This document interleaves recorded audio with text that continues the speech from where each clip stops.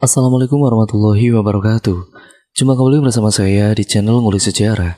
Pada kesempatan kali ini saya akan kembali lagi membacakan suatu kisah misteri yang berjudul Bos Pemakan Bangkai. Dari judulnya saja membuat kita penasaran ya teman-teman, bagaimana ceritanya. Karena cerita kali ini ditulis oleh Nafila. Nantinya kalian juga bisa mengunjungi cerita-cerita beliau, karena cerita pada kali ini disadur dari channel Ngulik Misteri. Jadi apabila kalian penasaran dengan channel Ngulik Misteri, kalian bisa tuh kunjungi channel Ngulik Misteri, dan linknya sudah ada di kolom deskripsi video kali ini. Yuk, daripada kita lama-lama, daripada kita penasaran juga, kita langsung saja menuju ke ceritanya. Mari kita simak baik-baik.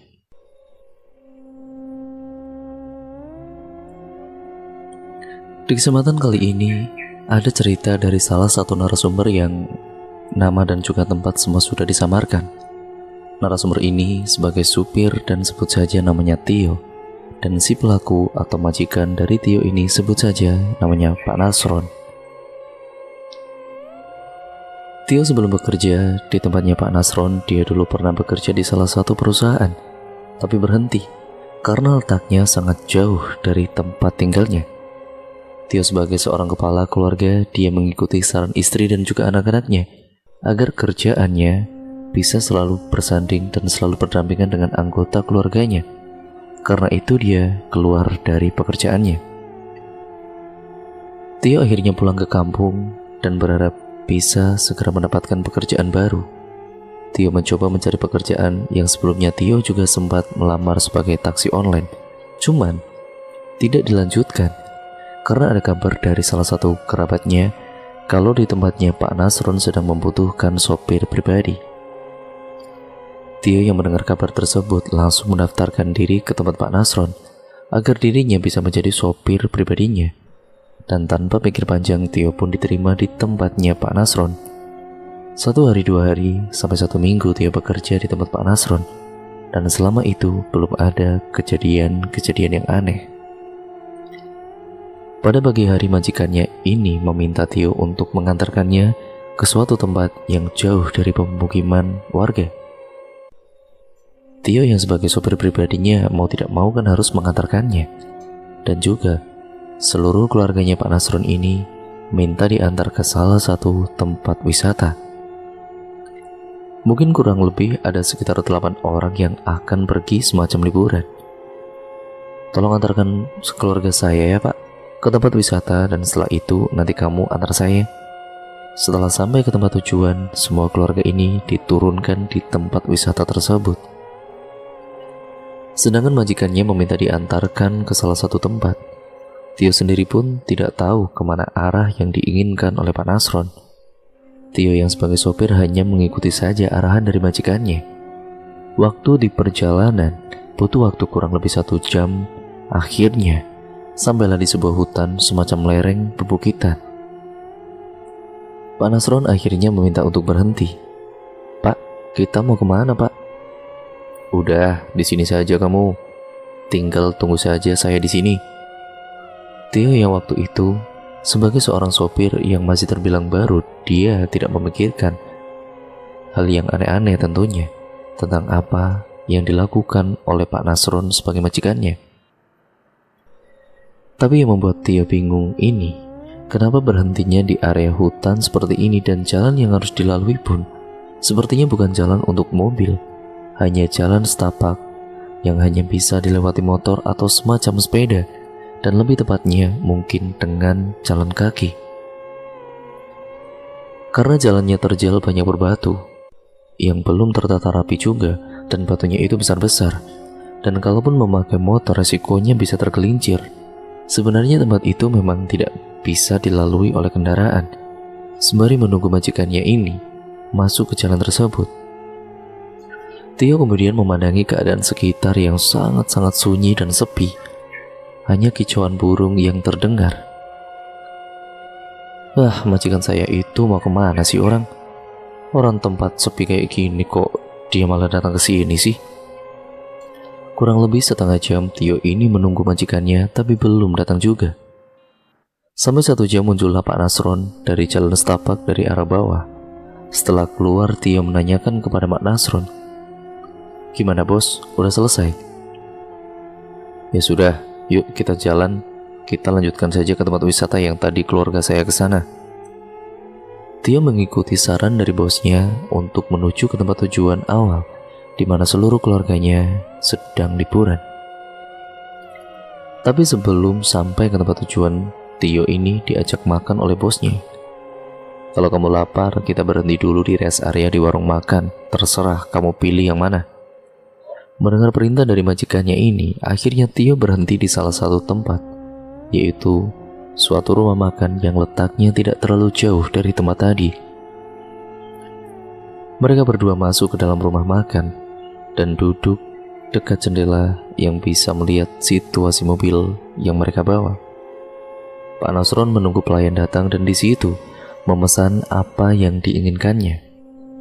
Ditunggu pesanan itu tidak lama kemudian diantar ke meja dan juga sajian yang dihidangkan di rumah makan itu sudah di atas meja mereka.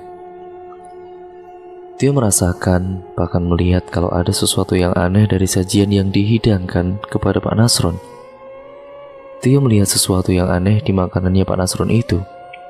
Ya makanya makanannya Pak Nasron itu seperti belatung yang tercampur dengan makanan dan juga minuman yang seperti darah. Tio yang baru pertama kali melihat seperti itu, dia bertanya-tanya dalam hatinya dan juga dalam pikirannya. Sementara nasi dan minuman yang dia pesan masih utuh, tidak tersentuh. Makanan yang Tio pesan terlihat seperti nasi yang pada umumnya, tapi berbeda dengan makanannya Pak Nasron yang berubah menjadi belatung dan bangkai busuk, serta minumannya yang berubah menjadi merah darah, yang berwarna benar-benar merah segar. 1, 2, 3 kali masih juga Tio lihati dan tidak berubah seperti nasi pilihannya sendiri. Yang tadinya lapar ingin makan, melihat belatung dan juga bangkai busuk dan juga air minum yang seperti darah, rasa mual pun muncul dan akhirnya Tio meminta izin kepada majikannya. "Pak Bos, saya mohon maaf ya Pak, saya izin keluar sebentar." "Kenapa kamu keluar?" "Sebentar Pak, saya mau ke belakang soalnya tiba-tiba perut saya mual Pak, sakit seperti ini." Tio beranjak dari tempat duduknya dan lari ke belakang rumah makan untuk memuntahkan isi perutnya. Setelah dikiranya agak mendingan, Tio mengintip Pak Nasron dari balik jendela. Melihat apa yang dilakukan majikannya dengan yang di hadapannya, apakah tetap dimakan atau hanya dilihatin saja? Tapi di balik jendela terdengar seperti orang yang sedang makan dengan lahapnya. Tio yang penasaran akhirnya kembali ke tempat duduknya dan melihat Pak Nasron melahap dengan nikmatnya makanan yang berwujud belatung dan juga bangkai busuk itu, beserta air minum yang seperti darah. Diminum sampai habis bahkan tidak ada sisa sedikit pun. Biasanya kalau orang yang kaya raya kan biasanya makan itu hanya 1 atau 2 sendok saja, dan pasti ada sisanya pada piringnya atau pasti ada sisa makanannya. Tapi berbeda dengan yang Tio lihat, piring dan gelas itu persis seperti tidak ada sisa makanan sedikit pun. Sementara nasi dan air minumnya Tio belum dimakan sama sekali antara mau makan atau tidak. Tio bingung, ya soalnya dia melihat sesuatu yang tidak sewajarnya seperti yang dimakan oleh Pak Nasron. Jadi Tio meminta sama pelayannya agar makanannya dibungkus saja. "Mohon maaf mas, ini nasinya dibungkus saja ya, saya lagi gak enak badan, gak enak perut. Tolong dirapikan saja sama air minumnya diplastikin." "Loh, makan di sini saja." "Dibungkus saja pak, gampang dimakan nanti. Takutnya keluarganya bapak sudah menunggu. Kalau saya makan di sini gak enak sama keluarga bapak." Pak Nasron pun mengikuti saran dari Tio. Nasi dan minumannya dibungkus, lalu mereka keluar dari rumah makan dan melanjutkan menjemput keluarganya Pak Nasron. Sepanjang perjalanan pikirannya Tio kemana-mana dengan apa yang dia lihat barusan, dan dia melihat itu baru sekali seumur hidupnya. Dia melihat dan juga menyaksikan dengan mata kepalanya sendiri kalau majikannya memakan belatung dan juga daging yang sudah busuk. Setelah sampai ke tempat tujuan, Tio yang melihat keluarganya Pak Nasron sudah menunggu untuk melanjutkan ke tempat wisata yang lain. Karena memang rencananya itu bukan satu tempat wisata saja, ada beberapa tempat yang akan dikunjungi. Tapi waktu itu, Tio yang sebagai sopir dia merasakan perutnya selalu mual, dan Tio meminta izin kepada Pak Nasron. "Pak, mohon maaf ya Pak kalau liburan sekeluarga ini terganggu, karena saya lagi gak enak badan tiba-tiba Pak. Tiba-tiba saja saya mual seperti ini. Jadi saya gak bisa melanjutkan perjalanan Pak. Kalau boleh saya minta izin saat ini juga Pak, saya mau istirahat, mau pulang ke rumah." Melihat kondisi Tio seperti itu, liburan mereka pun tertunda. Tapi sebelum sampai ke tempat tinggalnya Pak Nasron, belum sampai ke rumahnya, ada salah satu cucunya Pak Nasron meminta berhenti agar bisa mengisi perutnya. "Mah, makan mah, makan yuk, lapar." Rangikan cucunya pun didengar oleh Pak Nasron dan menyarankan agar berhenti kalau nanti ada rumah makan. "Kamu masih kuat kan?" "Iya Pak, gak apa-apa, saya masih kuat. Tapi mohon maaf ya Pak, saya gak ikut masuk ke dalam." "Loh, kenapa? Nasi bungkus yang tadi juga belum saya makan Pak. Masuk dulu saja beli makanan buat keluarga kamu di rumah." Tio pun mengikuti seluruh keluarga Pak Nasron untuk masuk ke dalam rumah makan. Sesampainya di dalam, mereka ini memesan makanan. Tio pun memesan makanan seperti bosnya, tapi Tio tidak makan di situ. Dia memang memilih untuk dibungkus saja. Karena dari awal dirinya turun di rumah makan yang kedua ini, Tio merasakan hawa yang kurang enak. Sembari menunggu makanannya dibungkuskan, Tio melihat makanan yang dipesan keluarganya Pak Nasron dan juga sudah disajikan. Tio melihat satu keluarga melahap makanan yang tidak sewajarnya mereka makan. Tio menyaksikan sendiri kalau bukan hanya Pak Nasron yang memakan belatung dan bangkai busuk dan juga darah untuk diminum, tapi seluruh keluarganya pun sama seperti apa yang dilihat Tio pada sebelumnya. Tio melihat seluruh keluarganya Pak Nasron ini makan dengan lahapnya tanpa merasakan jijik atau mual saat mereka memakan makanan yang dihidangkan, yang berupa belatung dan juga bangkai busuk. Mereka makan dengan nikmatnya, bahkan seorang anak kecil pun memakan pesanan yang seukuran orang dewasa dan habis tidak tersisa. Tadi padahal pesanan mereka itu berbeda-beda, tapi kenapa semua berubah sama? Sama-sama belatung dan juga bangkai busuk. Kalian bisa bayangkan ya teman-teman, betapa nikmatnya porsi itu. Tio yang sudah tidak kuat melihat itu semua pun dia memutuskan untuk keluar dari rumah makan tersebut.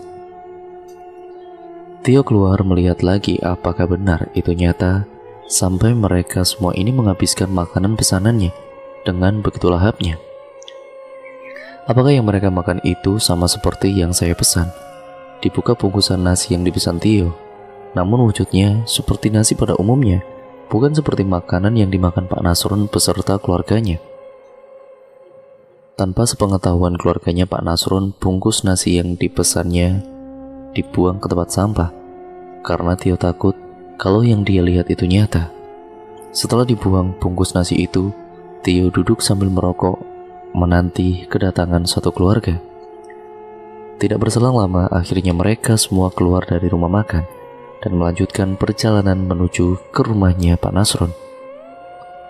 Di sepanjang perjalanan menuju ke tempat tinggal majikannya, Tio membayangkan apa yang baru saja mereka makan. Bisa-bisanya mereka bisa lahap dengan nikmatnya, dengan lezatnya memakan bangkai dan juga belatung-belatung itu. Sepanjang perjalanan Tio seakan-akan mau muntah, tapi dia berusaha menahan semuanya. Tio merasakan ketakutan, kecemasan dan juga kekhawatiran yang membuatnya semakin sangat bingung. Kenapa keluarga Pak Nasron memakan itu semua? Ya seperti bangkai dan juga belatung itu. Sepanjang hidupnya, Tio baru kali pertama ini menyaksikan satu keluarga memakan daging busuk dan juga air minum yang seperti darah. Setelah sampai di rumah, seluruh keluarga di dalam mobil ini sudah keluar menuju ke kamarnya masing-masing, dan Tio pun menghampiri majikannya. "Mohon maaf Pak Bos." "Kenapa? Ada perlu apa kamu? Ini kunci mobilnya. Kamu taruh di belakang saja ya. Ya sudah, oke Pak. Nanti saya taruh di belakang. Tapi sebelumnya saya mohon maaf Pak. Saya merasa bersalah atas apa yang baru saja saya lakukan. Liburan keluarga ini terganggu karena saya. Karena perut yang mual-mual ini Pak. Saya mohon maaf ya Pak. Saya tidak bisa melanjutkan pekerjaan ini karena saya tidak mau kejadian ini terulang kembali. Saat Bapak ataupun seluruh keluarga ini sedang berpergian, takutnya kalau tiba-tiba saya mengalami hal yang sama. Jadi mulai saat ini saya mengundurkan diri sebagai sopir di tempat Bapak ya Pak. Saya mohon maaf Pak. Begitulah ujar Tio dan dijawab sama Pak Nasron. Yang namanya manusia, yang lumrah ada sakitnya, ya nggak apa-apa, kamu santai saja. Tapi rasa bersalahnya saya itu terlalu besar Pak, dan itu menjadi beban buat saya. Pokoknya saya mohon maaf sekali lagi ya Pak. Saya minta izin, saya tidak bisa melanjutkan pekerjaan ini. Saya mengundurkan diri Pak. Tio mohon-mohon kepada Pak Nasron agar apa yang diinginkannya ini dikabulkan.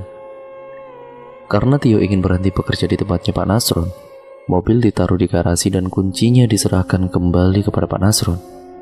Tapi sebelum keluar dari tempat pekerjaannya, yaitu di tempat tinggalnya Pak Nasron menyuruh Tio untuk menunggu sebentar karena Pak Nasron ingin mengambil uang untuk Tio selama dia bekerja yang memang belum 1 bulan. Sekali lagi saya mohon maaf ya Pak, bukannya saya menolak rezeki, tapi saya merasa paling bersalah Pak. Saya orang yang paling bersalah dan orang yang paling tidak pantas menerima gaji yang belum genap 1 bulan. Apalagi dengan kesalahan saya dengan gaji yang mungkin menurut bos itu tidak seberapa. Tapi dengan kesalahan saya yang sudah membuat seluruh keluarga Bapak ini kecewa karena liburannya terganggu. Dengan uang segitu tidak ada nilainya dengan kekecewaan mereka, kekacauan seluruh keluarganya Bapak. Jadi bukannya saya menolak rezeki Pak, bukannya saya mau membalas kesalahan saya dengan uang yang Bapak berikan kepada saya, tapi setidaknya itu bisa menjadikan saya tidak terbebani saat saya keluar dari pekerjaan ini. Akhirnya Pak Nasron mengurungkan niatnya untuk mengambil uang. Pak, biarkan saya keluar tanpa harus mendapatkan uang. Saya mohon maaf sekali ya Pak. Sekali lagi saya mohon maaf. Bukannya saya menolak, tapi agar saya tidak merasa menjadi beban selama saya bekerja di sini. Nah, karena apa yang disampaikan oleh Tio, mungkin menurut Pak Nasron masuk akal. Pak Nasron tidak jadi mengambil uang untuk diberikan kepada Tio. Mulai saat itu, Tio sudah tidak bekerja lagi dengan Pak Nasron. Tapi sebenarnya bukan soal rasa sakit atau rasa bosan Tio mengundurkan diri dari pekerjaannya, tapi karena ketakutan dan kekhawatiran bekerja dengan keluarga yang sangat aneh. Keluarga yang memakan bangkai dan juga meminum darah. Tio tidak mau lagi menyaksikan hal itu, apalagi harus mengantarkan satu keluarga itu liburan ke Bali. Ya makanya, dia keluar dari pekerjaan itu. Ketakutan itu tidak bisa dipungkiri, kekhawatirannya tidak bisa diingkari, bahwa dia benar-benar merasa takut dan juga khawatir. Selama dia keluar dari tempat kerja, Tio kemudian masih terbayang-bayang, sampai cerita ini masuk ke cerita Ngulik Misteri. Semoga cerita ini bisa memberikan manfaat sebaik-baiknya untuk kalian para pendengar cerita misteri ya teman-teman. Mohon maaf kalau saya menceritakan cerita ini kurang berkenan di telinga atau dalam pikiran kalian. Sebagai pendengar sekalian, dan sekali lagi saya mohon maaf sebesar-besarnya apabila juga ada mungkin narasi saya yang kurang jelas ataupun banyak salah kata yang saya ucapkan dalam narasi video kali ini. Saya mohon maaf sebesar-besarnya. Baik buruknya pada cerita kali ini semoga bisa menjadikan pelajaran untuk kita semua ya teman-teman. Dan jangan lupa untuk kalian like, komen, dan share video kali ini sebanyak-banyaknya agar kalian tidak ketinggalan video terbaru selanjutnya dari channel ini. Sekian dan terima kasih, sampai berjumpa di video yang selanjutnya. Wassalamualaikum warahmatullahi wabarakatuh.